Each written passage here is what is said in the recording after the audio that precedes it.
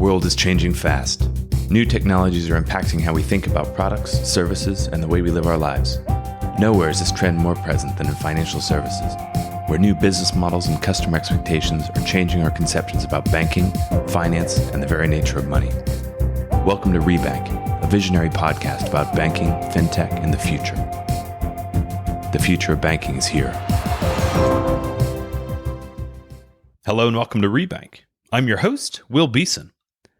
Today we're joined by Abhishek Gupta, head of BBVA Open Platform, BBVA's banking as a service offering. As most people listening to this podcast know, BBVA is a leader in financial innovation among incumbent banks, having taken a very proactive approach to the role of technology in banking. The Open Platform is the productized, public-facing version of BBVA's core banking infrastructure, offering checking, savings, cards, payments, and KYC via APIs to fintechs and brands. In this conversation, Abhishek and I discuss the emerging banking-as-a-service industry, the most compelling fintech and brand use cases of bank APIs, and BBVA's broader approach to financial innovation. For all of our past episodes and to sign up to our newsletter, please visit bankingthefuture.com. Thank you very much for joining us today. Please welcome Abhishek Gupta. Abhishek Gupta, welcome to Rebank. Well, thank you for the opportunity, Will. Yeah, this is great. I'm glad that we've found time to connect. I'm slowly getting used to all the remote recording. I prefer to do all these podcasts in person. It's just easier to establish a human connection face to face. But such are the times we currently live in, and thankfully the technology has held up so far. Maybe just to kick off, you can tell us about yourself and the platform you run at BBVA. Sure thing. So I've been running Open Platform for the last almost 2 years now. I've been with BBVA for the last 4 years. Overall, I've got 2 decades of experience in the product and engineering space across banking and telecom. So primarily those 2 industries.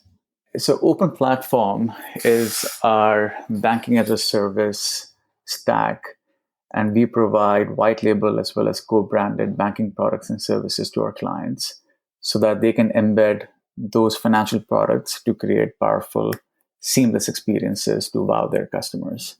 We market launched back in 2018. We have about a dozen odd clients on the platform. And this is very central. This has become very central to BBVA's overall strategy, which is to be able to acquire clients and customers through partner channels and be able to engage them. And this enables us to switch the context from millions to billions. So we are a global bank. BBVA Open Platform is the banking as a service stack in the US. The idea is to be able to expand that in the geography of BBVA and use this as a strategic tool to be able to grow the bank going forward. Fantastic. So I love this topic, and I think a decent chunk of our audience does also. As listeners will know, I have some direct experience in the space recently, building on top of platform banking infrastructure. So I have a pretty good sense of what the landscape in the U.S. looks like and who the kind of leading service providers are. But it'd be fascinating to hear in your own words, like, maybe we can start by making this tangible. Like, can you maybe give us a couple examples of programs that you guys support, how they use your platform, and perhaps from there we can start to explore conceptually where the opportunities for this space to evolve going forward are likely to be. Sure thing. So we have a range of clients ranging from full stack neobanks to clients that use bits and pieces of our capabilities, right? Our core capabilities are around 5 product families. So it's KYC, so account verification, identity verification, account origination, cards origination, and a rich set of payment rails. So, like I said, you could have a business neobank that would be using all of those different capabilities, or you could have a client like Digit, which is an automated savings app for the end customers that is using mostly our payment rails. So, in terms of making it more concrete, Digit uses our bill pay capability to be able to offer up paying down credit card debt or utility bills through our bill payment rails.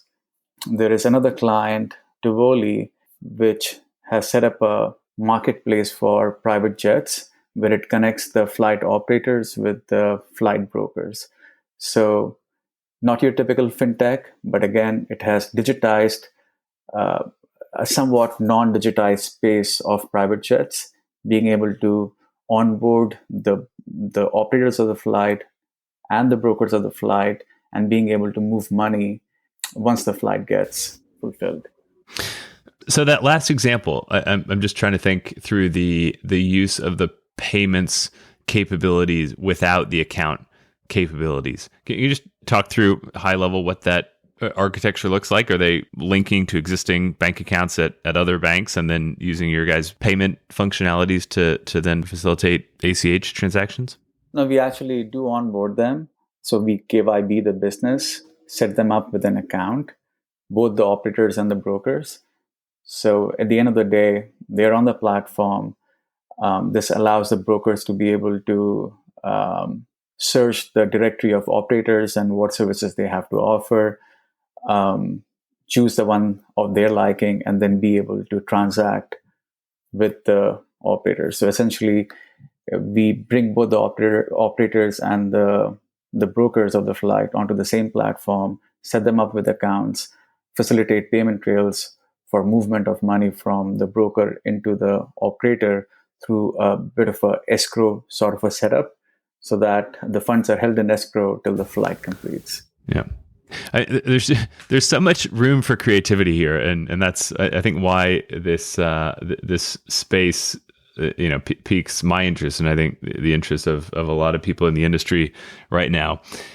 I know I've personally said in the past that in my view we're still in the IBM mainframe era of banking as a service rather than the AWS era. Like there are some propositions that look to kind of position themselves as an AWS style service. I think the main difference between a hosting provider and regulated banking infrastructure is that one is pretty easy to just set up your own account and self-serve. The other has all sorts of compliance, legal, regulatory overhead. Can you just kind of talk through where you see us being currently in the evolution of this space from an infrastructure, from a business model standpoint, on the bank as a service provider side? Yeah, I think you touched on two different areas, but nonetheless, they need to come together, right, for this to be a viable platform for the clients. So there's a technology piece, the IBM or the AWS. I think why choose, right? Banking as a service kind of brings the two together in a very elegant and a streamlined way. Meaning, we as BBVA have a real-time banking core. And then we also have a cloud native stack for our banking as a service, which connects to that real-time core, which then enables us to be in lockstep with our clients who are primarily in the cloud stacks. At the same time, all of the products that we offer have a fairly rich and robust compliance framework around them. I think what we have done at BBVA is gotten the two together. At the same time, we have a pretty robust compliance framework that we wrap our products around, which makes it a fairly compelling offering for our clients. Can you just dig in there a little bit on the compliance piece? Because I think it's an area where different platforms think about things differently or try to approach things differently. I guess to an extent, it's almost the ethos of like, here are a bunch of APIs, like come in and do whatever you want, but you own the compliance, you own the legal considerations, you own a lot of like the administrative work, versus the platforms that try to abstract a lot of that away and offer more of like a service as opposed to a product. How do you guys structure your proposition, and what do you see as being the kind of pros and cons of those two approaches? I think we take a fairly unified approach in terms of the product and the compliance that goes hand in hand with it. So with regards to compliance, we are a bank. Risk and compliance is our strength. And in any partnership with our clients, we are the regulated entity at the end of the day, right? And we see this as a shared responsibility. So we are the subject matter experts.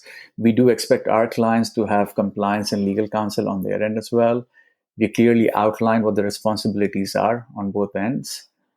And that's how we set it up. So the technology part is almost the easy part, because once it is set, it's up and running, of course, but for the bugs or whatever else enhancements that need to get done on a periodic basis.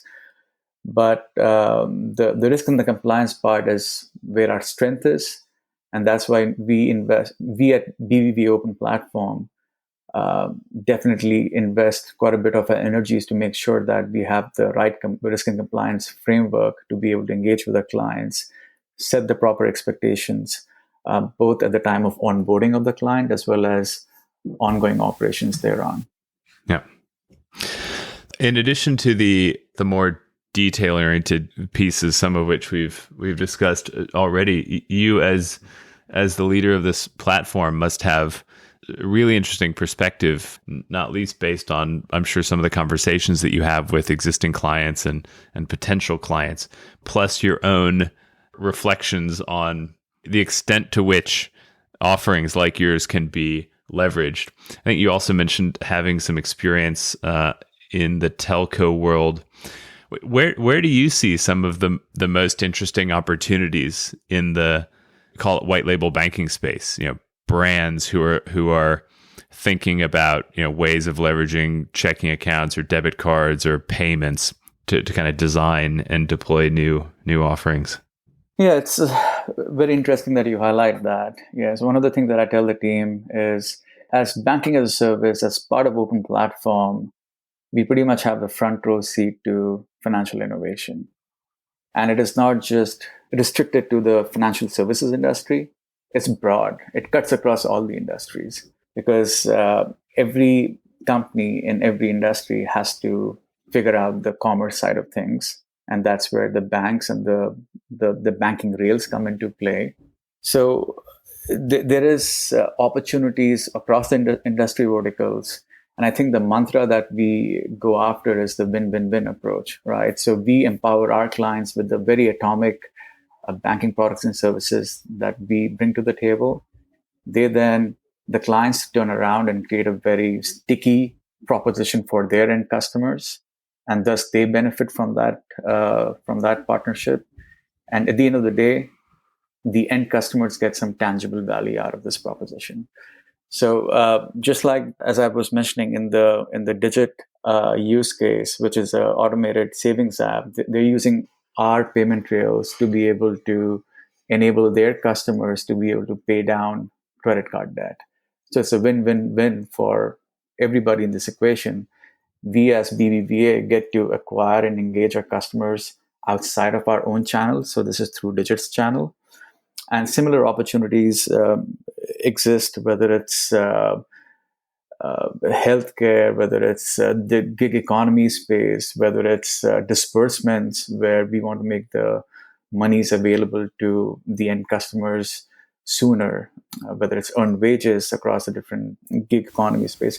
So opportunities abound, and we definitely get to see and talk to quite a few of our prospects and our clients across these different industries and space, which is very exciting indeed.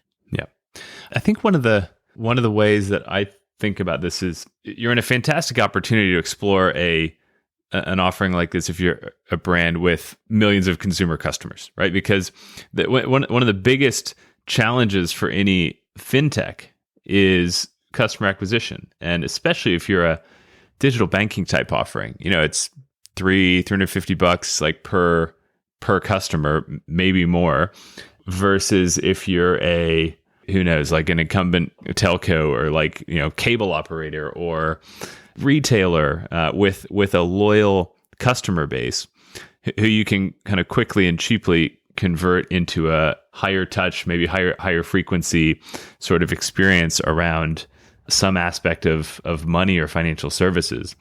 And I think there are great ways, albeit ways that take a lot of time and consideration, to align philosophy between core brand proposition and some aspect of personal finance or money or financial services. Plus the fact that, if you're a brand, whether it's a Nike or a, sports team or whatever it is, you have like something of very tangible value to your customers that they're already coming to you for.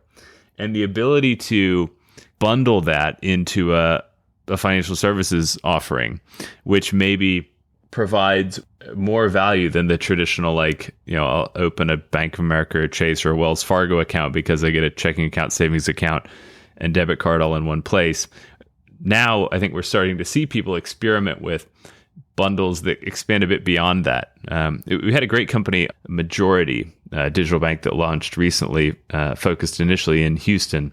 And it's basically a checking account plus international payments plus international airtime for expatriate or immigrant community groups, which I think is great because it starts to pull in core, products and services for people's lives that don't fit squarely between the crosshairs of the way that, bankers have traditionally thought about like what customers should care about.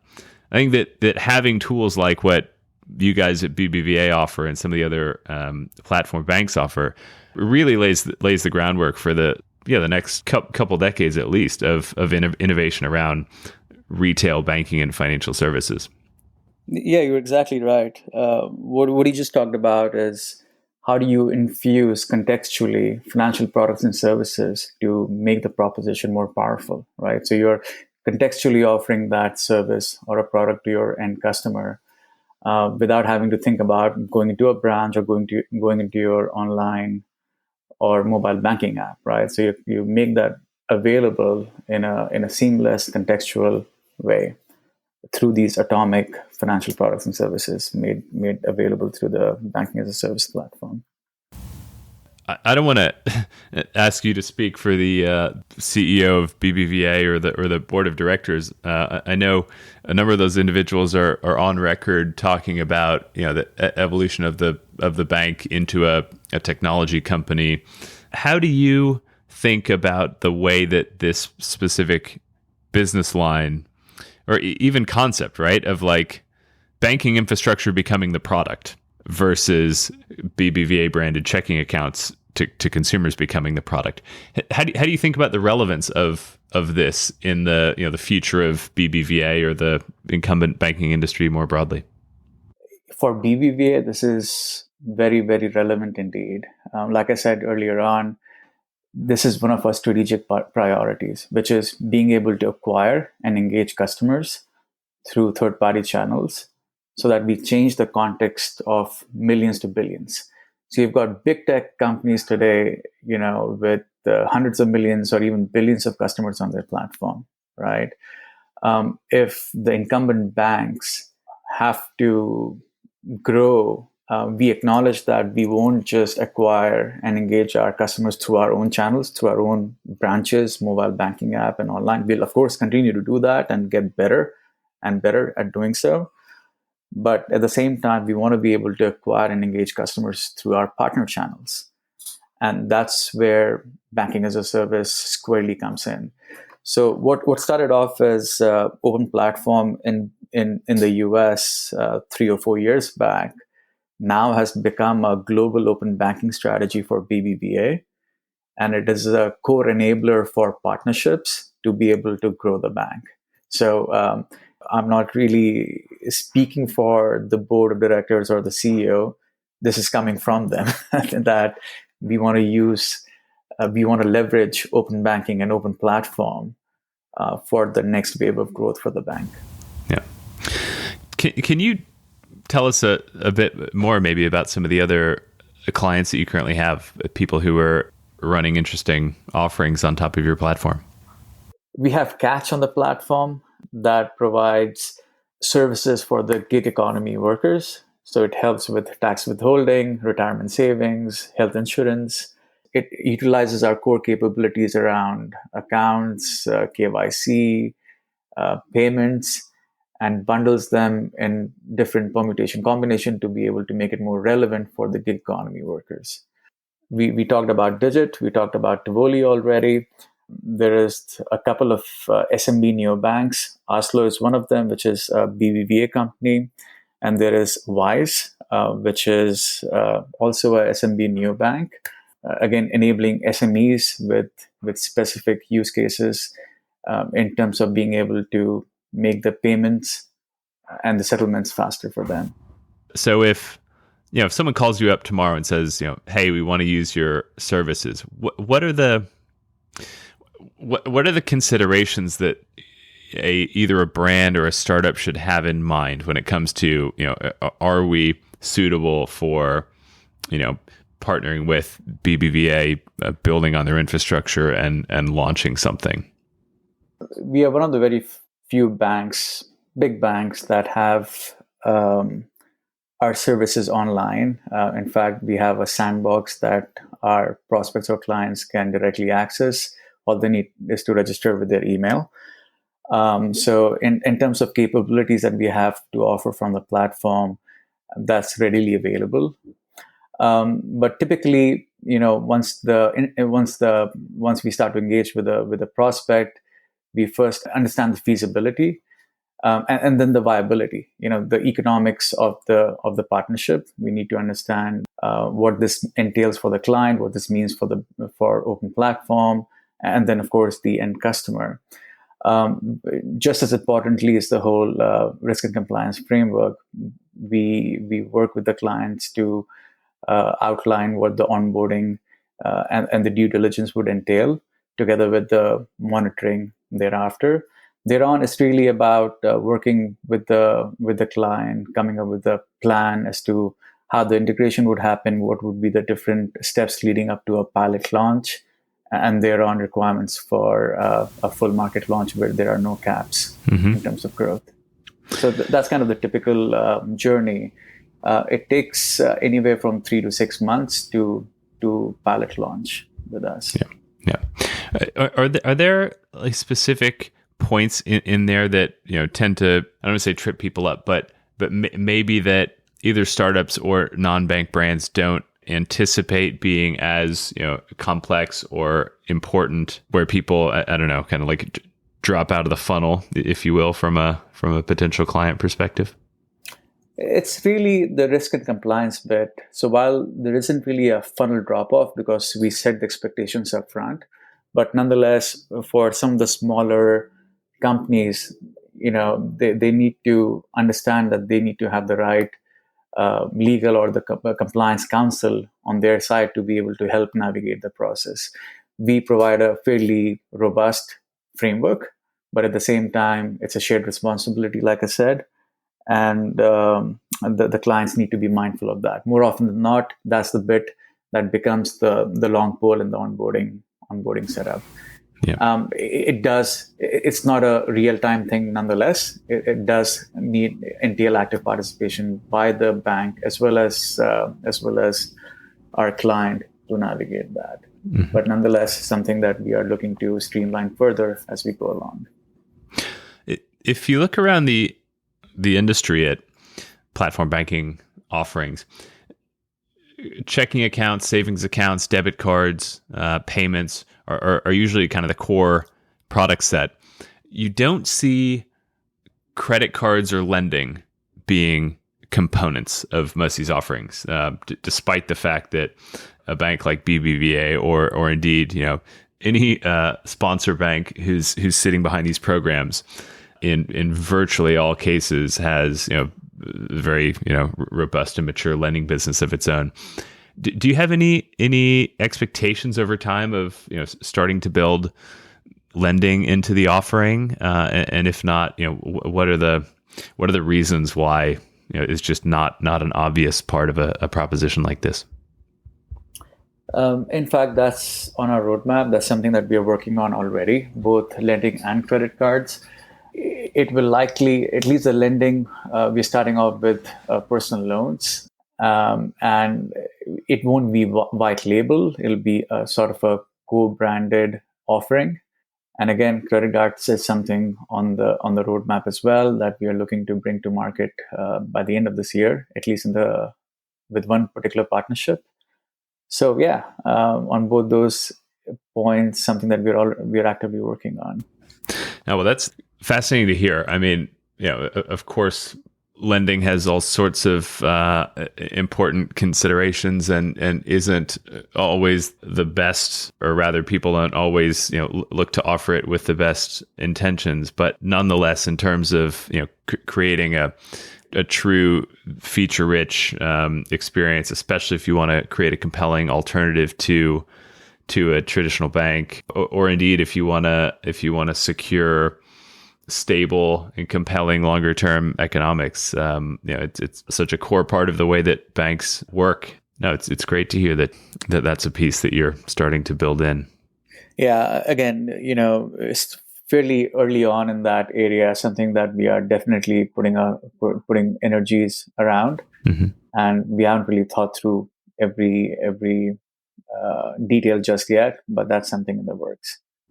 Fair enough. We're as an industry so early in this journey, but no, I mean, look, hats off to you guys at BBVA, a clear early mover in this space, and it's tough to think of another large global bank who's taken some of these innovation opportunities on the front foot the way BBVA has. So excellent. It's been great to connect with you and hear a bit more about the offering. Likewise. Abhishek Gupta, thank you very much for joining us today. Thanks for tuning into Rebank. If you like today's show, reach out.